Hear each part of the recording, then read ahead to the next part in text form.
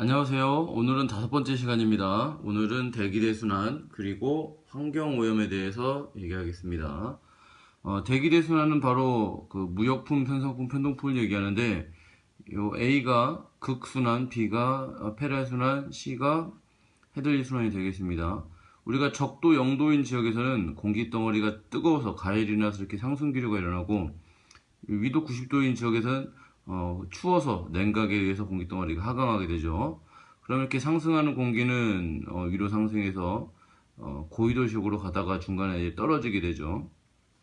그렇게 해서 이런 세 개의 순환이 생기는데 이때 여기 C의 지표면을 보면 여기 밑으로 내려가는 모양이죠. 그래서 지표면에서는 밑으로 내려가는데 이게 그러니까 이런 식으로 밑에 방향으로 내려가죠. 그런데 전향력이 작용해요. 그래서 북반구에는 오른쪽 직각 방향으로 전향력이 작용하죠. 그러니까 얘가 이렇게 내려갈 때 오른쪽 방향으로 전향력이 작용하면 바람이 이렇게입니다. 이렇게 이런 식으로 이 식으로. 그래서 무역풍이라는 바람이 만들어지고 30도에서 60도 지역에서는 바람이 이렇게 고위도로 올라가죠. 지표면에서는.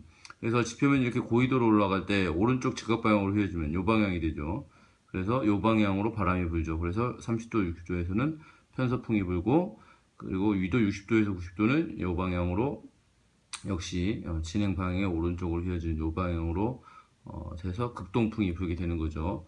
그래서 전체적으로 옆 모양을 보면은 요게 이제 요게 무역 요게 밑으로 내려가는 거죠. 그래서 적도에서는 가열돼서 상승하니까 저기압 그리고 쭉 위로 고위도로 가다가 밑으로 하강기류가 생겨요. 중간에 이제 가다가 식으니까 차가워져서 내려가게 되죠. 네, 그러면 단열 압축, 어떤 물체를 압축시키면 온도가 올라가겠죠. 마찬가지로 밑으로 내려가면서 온도가 상승해서 여기에 고기압 지역이 만들어지고 또 극지역에서는 차가워져서 냉각돼서 공기가 밑으로 가라앉아서 이제 저위도 지역으로 내려가게 돼요. 이때 이제 내려갈 때 어떻게 찬 공기 덩어리가 내려가죠. 찬 공기 덩어리. 그리고 위도 30도 지역에서 내려온 따뜻한 공기 덩어리가 이렇게 밑으로 내려가지만 위로도 올라가요. 그래서 찬 공기 덩어리가 따뜻한 공기 덩어리 만들죠. 그럼 찬 공기와 따뜻한 공기의 경계에서 전선이 만들어져서 상승기류가 생겨서 저기압이 돼요. 그래서 위도별로 90도, 60도, 30도, 0도를 기준으로 고저 기압이 만들어지죠. 그래서 A가 극순환, B가 페럴순환, C가 헤들리순환이 되는데 A나 C 같은 경우는 냉각이나 가열에 의해서 열에 의해서 순환이 일어나죠. 그래서 우리가 얘를 열적 순환, 열에 의해서 직접 순환이 일어난다고 해서 우리가 직접 순환이라고 하는데 B는 열하고 순환이 상관없어요. 열하고 상관없어서 우리가 간접 순환 또는 기계적 순환 이런 표현을 해요. 그래서 이제 이거를 정리하면 이렇게 되죠. 위도 90도, 60도, 30도, 0도 지역으로 고저 기압 배치가 일어나고 고기압이니까 하강기류, 저기압이니까 상승기류 이런 기류들이 만들어지게 돼요. 위도 90도 지역은 이제 하강기류가 있었죠. 이 위도 90도 지역을 우리가 극고압대라고 하는데 이게 바로 시베리아 기단이 되겠어요. 그리고 한대전선대 아까 요 찬 공기와 따뜻한 공기가 만나서 전선이 만들어졌었죠. 그래서 상승기류가 있었는데 이게 바로 온대저기압 이 되겠어요. 그리고 아열대 고압대 위도 30도 지역에는 단열 압축으로 이렇게 하강하는 기류가 있었죠. 이게 바로 북태평양 기단이 되겠어요. 그래서 북태평양 기단도 고기압이구나. 시베리아 기압 기단도 고기압이구나. 그리고 적도 지역에서는 공기 덩어리가 상승하는데 상승하죠. 상승해서 태풍이 된다. 근데 우리가 적도 지역에서는 태풍이 안 만들어진다고 했었죠. 근데 이 대기대 순환의 기단은 실제적으로 이렇게 위로 올라갔다 내려갔다 이렇게 위치가 정해져 있는 게 아니고 요 자체가 이렇게 위로 올라갔다가 내려갔다가 해요. 그래서 이 상승 기류가 있는 지역이 5도 지역에서 벗어나는 경우가 생겨요. 이때 바로 태풍이 만들어지게 되는 것이죠. 그리고 우리가 봤을 때 위도 30도가 딱 아열대 고압대다, 위도 60도가 딱 한대 전선대다 이런 건 아니고 사실 그 어떤 지역이 이렇게 딱 위도 30도가 아니고 뭐 플러스 마이너스 10도 정도로 좀 이렇게 위아래로 움직이기 때문에 이게 좀 왔다 갔다 하는 그런 경향이 있어요. 딱 결정된 건 아니에요. 그래서 이런 바람에 의해서 이런 대기대 순환의 바람에 의해서 바로 해류가 만들어지는데 표층은 우리가 바람에 의해서 만들어져요. 그래서 파도가 치고 난류나 한류가 만들어지게 되죠. 이런 난류나 한류 또는 이런 바람에 의한 파도가 저위도에서 고위도로 에너지를 이동하면서 바로 이제 에너지의 순환을 일으키게 돼서 지구의 온도를 일정하게 유지시켜주는, 특히 수온을 일정하게 유지시켜주는 역할을 하더라라는 것이죠. 그럼 이제 우리가 태평양을 기준으로 보면은 위도 30, 요 지역에서는 위도 30도에서 60도 지역에서는 편서풍이 불죠. 그래서 편서풍에 의해서 해류도 요 방향으로 움직이게 되죠. 바로 북태평양 해류고 0도에서 30도 지역에는 무역풍이 흐르죠. 무역풍. 그래서 요 방향대로 뭐가 북태평양 해류가 생겨요. 근데 해류가 쭉 가다가 보면 어떻게 여기서 대륙이 가로막혔죠. 대륙이 가로막히다 보니까 어떻게 위로 쭉 올라가는 해류가 생겨요. 이게 바로 쿠로시오 해류죠. 이 쿠로시오 해류가 바로 난류가 되겠죠.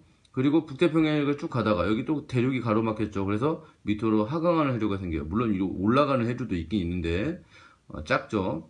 그래서 밑으로 하강하는 해류가 이제 한류가 되겠고 이게 바로 캘리포니아 해류가 돼요. 그래서 밑에 답이 이런 식으로 나타나죠. B, A, C, D 각각이 북태평양 해류, 쿠로시오 해류, 캘리포니아 해류, 적도 해류가 되겠어요.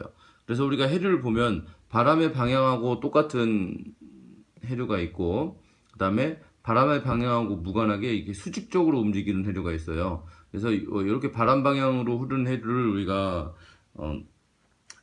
해류가 있고 우리가 바람 방향과 수직으로 흐르는 해류 이게 바로 난류나 한류가 되겠어요. 그리고 바람 방향과 전혀 무관한 해류가 있어요. 이게 바로 적도 반류인데 그래서 우리가 적도 반류를 보면은 적도 반류는 어떻게 생기냐 우리가 지구가 서에서 동쪽으로 서쪽에서 동쪽으로 이렇게 자전을 하죠. 요 방향으로. 그러니까 여기서 보면 요게 지구가 이렇게 자전을 하죠. 그러면 물은 어떻게 앞방향으로 달리면 물은 뒤로 흩어지겠죠. 그러니까 물이 이런 식으로 만들어져요. 이런 식으로 물이 만들어지는데 그러니까 물이 한쪽으로 지구 자전 방향의 반대쪽으로 쏠린 거죠. 그러면 이렇게 경사가 생기는데 이런 경사에 의해서 이렇게 적도 지역에서 흐르는 해류가 생겨요. 이게 바로 적도 반류죠. 그래서 우리가 경사류라고도 해요. 그런데 우리가 그러니까 모든 지역의 바다들이 다 서쪽이 높은 거죠. 그러니까 모든 지역의 바다들이 이런 식으로 서쪽이 높고 동쪽은 좀 낮은 것들이 생겨요. 적도 지역도 그렇고 고위도 지역, 중위도 지역 모든 바닷물이 이런 식으로 서쪽이 좀 높은 해류가 생겨요. 이때 서쪽 해안가를 우리가 서안이라고 하고 동쪽 해안가를 동안이라고 하는데 서쪽 해안가는 그래서 해류가 우리가 이런 식으로 해류가 전체적으로 이런 식으로 이제 도는 순환이 생긴데 이때 서쪽으로 흐르는 해류는 폭이 좀 좁죠. 그래서 이거 우리가 서안경계류라고 하는데 서안경계류는 폭이 좀 좁고 동안경계류는 폭이 좀 넓어요. 그리고 서안경계류는 우리가 수심이 상당히 깊게 나타나는데 동안경계류 쪽은 수심이 좀 얕게 나타나요. 그리고 서안경계류는 좁은 폭으로 해류가 이동해야 되니까 유속이 좀 빠른 영향이 있어요. 그리고 서안경계류는 이렇게 저위도에서 고위도로 이렇게 밑에서 이렇게 올라가죠. 이렇게 올라가기 때문에 우리가 수온이 좀 높은 난류의 영향을 보이고 그 다음에 동안 쪽은 이렇게 해류가 이렇게 돌다 보면 이쪽에서 내려오겠죠. 오히려 이쪽으로 순환이 일어나면 내려오겠죠. 그래서 차가운 지역에서 따뜻한 지역으로 흐르기 때문에 수온이 낮은 그래서 한류의 영향을 보이고 또 유속도 느리게 돼요. 여기서는 좁으니까 바닷물이 빨리빨리 가는데 여기서는 넓으니까 바닷물이 천천히 가는 거예요. 해류의 깊이는 여기 서안경계류가 깊고 동안경계류는 얇다. 폭도 서안경계류가 좁고 동안경계류는 넓다 이렇게 말할 수 있어요. 결론적으로 난류가 서안경계류고 한류가 동안경계류가 되겠어요. 난류는 저위도에서 고위도로 가니까 당연히 수온도 높고 염부도 높아요. 그러니까 염부는 우리가 어떻게 생각하면 되냐면 따뜻한 물에서는 소금이 많이 녹죠. 그래서 따뜻한 물이니까 수온이 높으면 염분도 높겠다 이렇게 생각하시면 편해요. 실제적으로 그런 건 아니지만 우리가 그렇게 이해하면 좀 편하다 이렇게 말할 수가 있어요. 이 염분에 대해서는 뒤에서 다시 설명하겠어요. 그러면 수온이 높으면 산소가 조금 녹아들겠죠. 그래서 용존산소량 낮고 용존산소가 낮으면 동물성 플랑크톤도 적게 살겠죠. 그래서 동물성 플랑크톤의 먹이가 적으니까 영양염료도 적다 이렇게 생각하시면 돼요. 한류는 고위도에서 저위도로 흐르는 건데 당연히 수온이 낮겠죠. 그럼 고위도 지역은 차가우니까 그래서 수온이 낮고 찬물에는 소금이 잘 안 녹으니까 염분도 낮다 이렇게 생각하시면 돼요. 그러니까 수온이 낮으면 대신 산소는 많겠죠. 그러면 플랑크톤 이런 것도 많이 살아서 영양염료가 높다라고 말할 수 있어요. 자, 그럼 요 그림에서 보면 자 A하고 B는 이렇게 수평 방향으로 움직이죠. 그래서 바람의 영향을 받았겠다. 그래서 A는 북태평양 해류, B는 북적도 해류가 되겠어요. 근데 C하고 D를 보면 이렇게 수직 방향으로 흐르죠. 수직 방향으로. C는 이렇게 저위도에서 고위도로 올라가니까 얘는 난류. 멕시코 만류고, D는 이렇게 내려가죠. 그러니까 고위도에서 저위도로 내려가니까 한류, 이게 바로 카나리아 해류인데 이름까지는 뭐 알 필요는 없지만, 그래서 C가 바다의 서쪽에 있으니까 서안경규는 C고, 난류의 특징을 갖게 되고, D는 이렇게 고위도에서 저위도로 내려가니까 동안경계류, 바다의 동쪽에 있죠. 그래서 동안경계류가 돼요. 그리고 그래서 난류가 C, 한류가 D가 되겠고, 무역풍에서 만들어진 해류는 B고, 편서풍에 만들어지는 해류는 A예요. 그리고 우리가 A와 B를 비교하면 A는 좀 약간 차가운 해류이고 B는 좀 따뜻한 해류다, 이렇게 구분할 수가 있어요. 그렇다고 해서 난류, 한류라고 부르진 않아요. 그래서 이제 우리가 아까 이런 얘기를 했었죠. 바다의 바닷물이 지구 자전 때문에 서쪽으로 좀 치우쳐져 있다, 이제 이런 얘기를 했는데, 그래서 사실 여기도 그렇고 이 중간에 표시 안 한 이런 부분도 다 서쪽이 다 높아요. 그리고 이런 나머지 바다들도 바다의 서쪽이 높은데, 이때 A는 이제 위로 올라가는 난류, B는 이렇게 밑으로 내려가는 한류가 되겠어요. 얘도 역시 고위도에서 저위도로 내려가니까 한류의 특징을 갖는다라고 말할 수 있는데, 북반구와 남반구에서 위도 30도를 기준으로 순환이 두 개 생기는데, 위에는 시계 방향, 밑에는 반시계 방향의 해류의 순환이 생긴다. 그리고 요 밑에 보면은 이렇게 수직인 해류가 있죠. 이건 남극순환류예요. 우리가 이제 남극 주변을 흐르는 순환인데, 이게 편서풍 방향하고 똑같죠. 그래서 편서풍에 의해서 남극을 회전하는 강한 해류가 생기는데, 이게 바로 남극순환류다라고 생각하시면 되겠어요. 그럼 우리나라 주변에서 해류는 어떠냐? 요건 겨울이고 요건 여름이에요. 보니까 쿠로시해류가 난류가 되겠죠. 이게 저위도에서 고위도로 올라가니까. 근데 이쪽으로 보니까 이 난류가 좀 더 우리나라를 기준으로 보니까 고위도 지역까지 올라가고 있죠. 그래서 여름철에 난류가 더 세겠죠. 그래서 얘가 여름이고 얘는 난류가 그렇게 많이 올라가지는 않았죠. 그래서 얘가 겨울철이 되겠어요. 그리고 우리가 대륙 연안류라는 게 있는데, 대륙 연안류는 뭐냐? 우리나라에도 연안류가 있고 여기도 대륙 연안류가 있죠. 여기선 중국 하천수가 우리 황해에 흘러 들어가는 경우예요. 그래서 염분이 좀 낮고 수온도 좀 낮은 경우예요.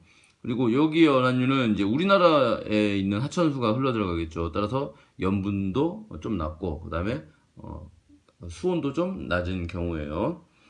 그래서 계절적으로 보면 가가 겨울이고 나가 여름이다. 한류를 보면 이렇게 고위도에서 내려오는 북한 한류나 리만 해류가 한류가 되겠고, 반대로 위로 올라가는 동안 난류, 스시마 난류, 쿠로시오 해류가 바로 난류가 되겠다라는 거예요.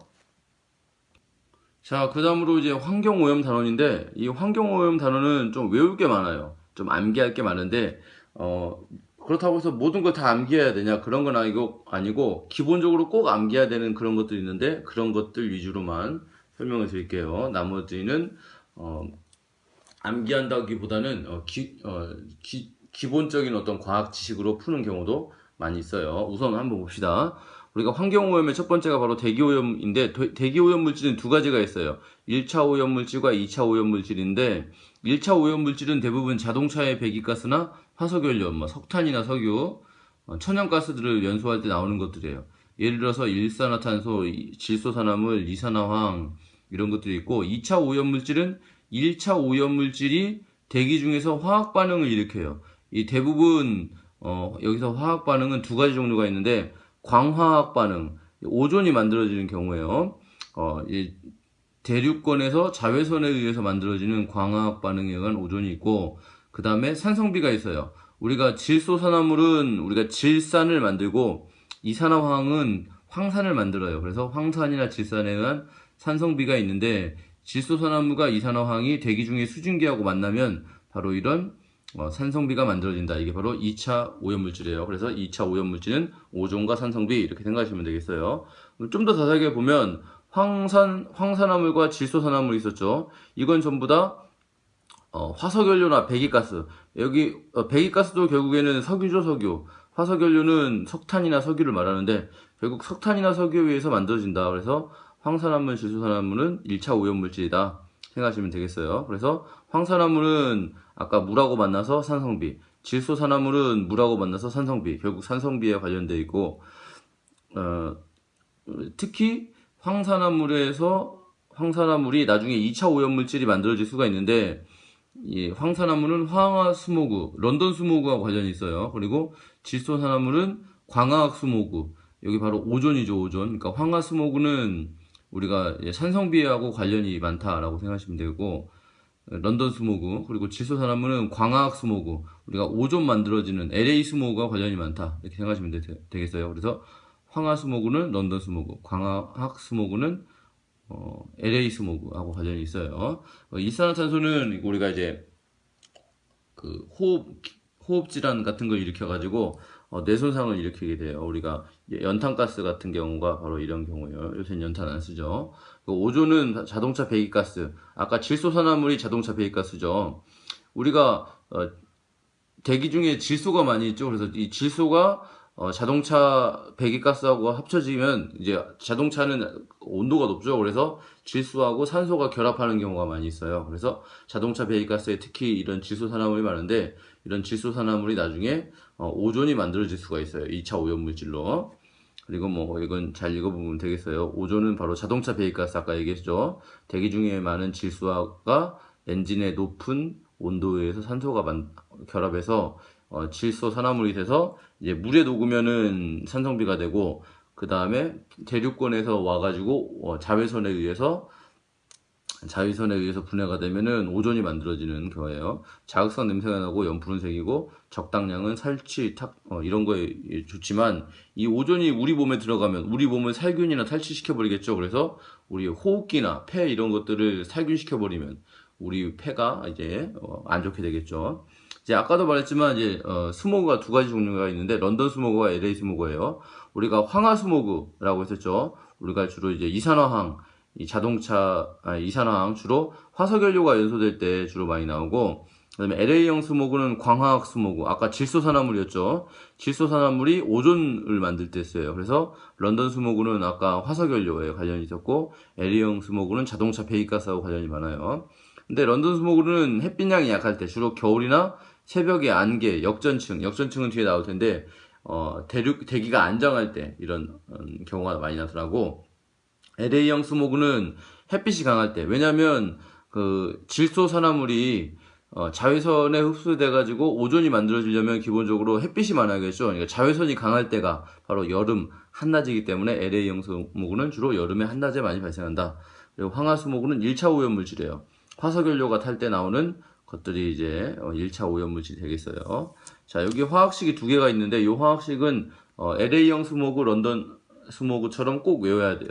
화학식이 두 개가 있는데, 자, 여기서 보니까 산소가 자외선을 만나서 결과적으로 뭐가 오존이 만들어지는 경우죠. 근데 여기서는 NO3, 바로 이제 배기가스죠. 질소산화물이죠. 질소산화물이 어떻게 오존이 만들어지는 경우죠. 그러니까 질소산화물은 얘가 여기서 자외선이라고 되어 있는데, 만약에 얘가 물하고 결합되면 물하고 만나서 질산이 만들어지는 산성비가 되는 것이고, 자외선하고 만나면 오존이 되는 거예요. 이게 오존이 바로 2차 오염물질이죠. 우리가 광학 수모라고 했었던 거, 자동차 배기가스에 많이 있는 거죠. 그래서 간은 우리가 이제 오존이 만들어지는 이로운 오존, 그러니까 성층권에서 나타나는 게 바로 가의 반응이고, 나는 배기가스, 질소산화물, 바로 대륙권에서 해로운 오존, 우리가 호흡하면 우리 몸의 폐에 들어가서 폐를 살균시켜 버리는 효과가 있는 거죠. 그래서 안 좋은 스모그가 되겠어요. 그래서 각각이 가나 나다 이렇게 되겠죠.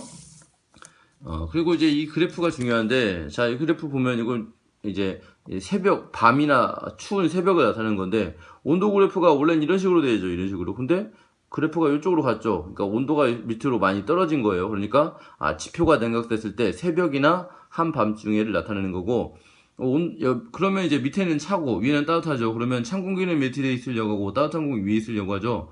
그런데 찬 공기가 이미 밑에 있고 따뜻한 공기가 위에 있으니까 더 이상 움직일 필요가 없겠죠. 그래서 안정해서 대류가 일어나지 않아요. 이런 걸 우리가 역전층이라고 해요. 역전층. 층이 역전됐다. 그러니까 원래는 밑으로 내려갈수록 온도가 올라가야 되는데 오히려 위로 올라갈수록 온도가 올라가서 역전됐다. 역전층이에요. 그래서 안정하기 때문에 주로 새벽이고 안정하기 때문에 층은형 구름이 잘 생기고, 대류나 확산이 없어서 대기 오염 농도가 높아져가지고 대기 오염이 잘 일어난다라는 거예요. 이 경우에는 온도가 원래는 이렇게 돼 있어야 되지만 온도가 더 높이 올라갔죠. 바로 이제 지표가 가야 됐는데 바로 한낮에예요. 그러면 밑에가 따뜻하고 위에는 찬 공기죠. 그래서 따뜻하니까 대기가 이렇게 위로 올라가고 찬 공기 밑으로 내려가서 대류가 일어나서 불안정해서 대류가 많이 일어난다. 이런 경우에는 한낮인데 불안정해서 정란원이 만들어질 수가 있고 대류나 확산이 일어나기 때문에 대기 오염 농도가 낮아져서 훨씬 더 대기 오염 농도가 낮아지기 때문에 이런 때는 대기가 오염되진 않는다라는 거예요. 자, 그리고 이제 밑에 보시면 이제 산성비가 있는데, 산성비는 아까도 얘기했었지만 황산화물이나 질소산화물은 질산이 되고 황산화물은 황산이 된다고 그랬죠. 철과 대리석을 부식시키기도 하는데 기준이 pH 5.6 미만이에요. 그러니까 5.5부터겠죠. 5.5부터 우리가 산성비라고 해요. 그 다음에 수질오염이에요. 수질오염은 우리가 영양염류라는 걸 알아야 되는데, 영양염류는 영양성분이 들어있는 염류라는 뜻이에요. 그래서 질소나 인이 많이 들어있는 비료나 우리 가축의 분뇨는 질소나 인이 많이 들어있어요. 이런 질소나 인은 플랑크톤의 먹잇감이 되는데, 이런 영양염류가 플랑크톤의 먹잇감이에요. 이런 플랑크톤의 먹잇감이 많이 있으면 플랑크톤이 많이 살겠죠. 그래서 바다에 이런 것들이 과잉 공급되면 바닷속에 영양이 너무 많아가 돼요. 그래서 부영양화는 건 영양이 부자가 됐다. 그러니까 너무 많은 영양염소가 많이 들어가 있다. 그러면 이런 영양염류가 다량 유입되면 플랑크톤이 이 영양염류를 많이 먹으면서 급증하게 되겠죠. 그러면 이런 플랑크톤이 산소를 다 흡수해버리겠죠. 자기네들이 살려면 산소로 호흡을 해야 되기 때문에 산소가 부족하게 돼요. 그러면 상대적으로 산소가 부족하니까 물고기들이 산소가 부족해서 물고기들이 폐사가 이르게 돼요. 이게 바로 적자현상이에요. 이거 외에도 물속에 수은이 들어가면 언어나 청각, 이건 이제 뇌를 마비시키는 건데, 뇌를 마비시키는 미나마터병이 발생이 되고, 그 다음에 광산의 금속을 재련할 때 카드뮴들이 좀 많이 쓰이는데, 카드뮴이 물속에 들어가면은 이제 뼈를 약하게 만들어져요. 그래서 근육통이나 관절통, 골연화나, 그래서 허리가 휘거나 물고기의 허리가 휘는 그런 이타이병, 사람한테도 걸리죠. 이런 병들이 나타날 수가 있어요. 근데 이제 그래서 이제 물속에는 산소의 양이 상당히 중요한데, 산소의 양을 나타내는 게 용존산소량이에요. 물에 산소가 얼마나 많이 녹아 들어가 있냐라는 거죠. 그런데 이런 물속에 산소가 줄어들면 이제 물이 그만큼 악취가 생기고 안 좋은 거가 되겠죠. 그런데 이제 수온이 낮은 경우에는 산소가 많이 녹아 들어가 있는데, 수온이 높으면 이런 용존산소량이 좀 줄어들어서 물이 안 좋아지는 거고, 또 플랑크톤이 많아지면 역시 물이 산소량이 적어져서 용존산소량 DO 값이 줄어들게 돼요. 그럼 BOD는 뭐냐? 생물학적 산소 요구량이에요. 유기물이 분해될 때 필요한 산소량이에요. 그래서 물속에 유기물들이 많이 있으면 산소가 많이 줄어들겠죠. 그래서 이런 유기물들을 분해할 때 산소가 얼마만큼 필요하냐, 이게 바로 BOD예요. 그래서 수질오염이 심할수록 산소가 많이 필요하겠죠. 유기물을 분해할 때. 그래서 수질오염이 심할수록 DO는 작아지고 BOD는 커진다. 그러니까 반대되는 개념이 되겠어요. 그래서 수질오염에서 우리가 점오염원, 비점오염원이 있는데, 이 점오염원, 비점오염원을 막 무조건 외워야 되냐? 그건 아니에요. 점오염원은 오염원이 확실한 거예요. 어떤 지도상에 점으로 오염원을 딱 찍을 수 있을 때, 이걸 우리가 점오염원이고, 비점오염원은 오염원이 불투명한 경우예요. 그러니까 여기가 확실히 오염원이다라고 단정 지을 수 없을 때 우리가 비점오염원을 써요. 점오염원은 공장이나 분뇨처리장, 축산농가예요. 이런 지역은 확실하죠. 오염원인 게 확실하죠. 그래서 인위적으로, 이건 공장이나 분뇨처리장은 자연적으로 오염이 되는 게 아니고 인위적으로 오염시키는 거니까 인위적인 거고, 그다음에 이 오염원의 위치가 제한적이에요. 뭐 공장은 딱 공장 지대에만 오염원이죠. 그리고 배출 지역도 좁아요. 왜냐면 딱 분뇨처리장, 축산농가 딱 그 지역만 오염이 배출되는 지역이죠. 그리고 계절적 변화도 적어요. 왜냐면 공장은 뭐 여름에만 공장하고 뭐 겨울에는 공장 안 하고 이런 게 아니죠. 그래서 딱 제한돼 있고, 수거 및 처리율도 좋아요. 왜냐면 공장을 폐쇄시키거나 분뇨처리장을 폐쇄시키면 수거나 처리를 할 수 있기 때문에 좋다. 비점오염은 그냥 반대다, 이렇게 생각하시면 돼요. 그래서 이제 그래프 보시면 우리가 점오염원은 공장이나 목장 이런 데는 확실하게 오염을 시키죠. 그래서 점오염이고, 과수원은 여기 농약을 안 쓸 수도 있잖아요. 그래서 비점오염원, 확실하게 농약이 아니고, 또 우리가 과수원 같은 경우는 겨울에 오염시키진 않죠. 겨울에는 과수가 자랄 수가 없기 때문에 우리가 비점오염을 해당해요. 산소량이 가장 좋은 곳은 바로 DO 값이 가장 적은 D 값이 바로 가장 적은 곳이 바로 산소가 좋은 곳, 바로 D가 되겠고, 그 다음에 BOD가 클수록 오염이 되는 거죠. 근데 A에서 B 지역으로 갈 때는 공장이 있죠. 공장에서 있다 보니까 0.8에서 19.7로 높아졌죠. 그래서 아 여기서 오염이 됐구나 이 공장에서. 그리고 B에서 C로 갈 때는 목장이 있죠. 목장 보니까 19.7에서 28.5로 또 높아졌죠. 그래서 아 또 오염이 됐구나 라고 생각할 수가 있어요. 그래서 오염이 가장 심한 곳은 C, 바로 BOD가 가장 높은 곳이 되겠어요. 토양오염, 토양오염은 사실 시험 문제 나오기가 그렇게 쉽진 않아요. 근데 토양오염은 2차적 오염이다 라는 것이죠. 왜냐면 수질이나 대기에서 비가 내리면 토양에 쌓이면 결국 토양도 오염이 되는 거죠. 그리고 수질 오염,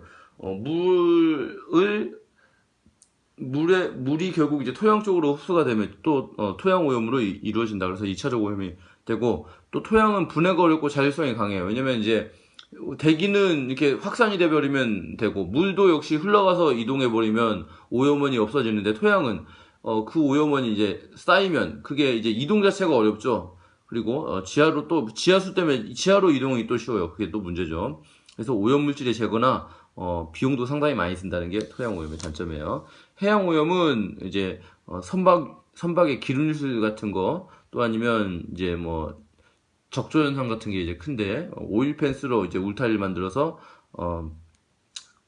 그 기름이 한쪽으로 벗어나지 못하게 만든 거, 그리고 흡착포, 기름을 이제 흡수하는 거죠. 근데 이 흡착포가 또 2차 오염을 일으킬 수가 있어요. 그리고 이 유화제를 넣으면 이제 물과 결합하기 때문에 기름이 분해되는 건데, 이것도 역시 2차 오염 물질이에요. 그리고 우주 쓰레기 부분은 우리가 여기서 다 설명하는 게 불가능이긴 한데, 우주 쓰레기의 경우에 시험 문제가 점점점 많이 나오고 있다. 근데 이거는 천문학 부분하고 좀 연관돼서 나오기 때문에 좀 생각하시면 돼요.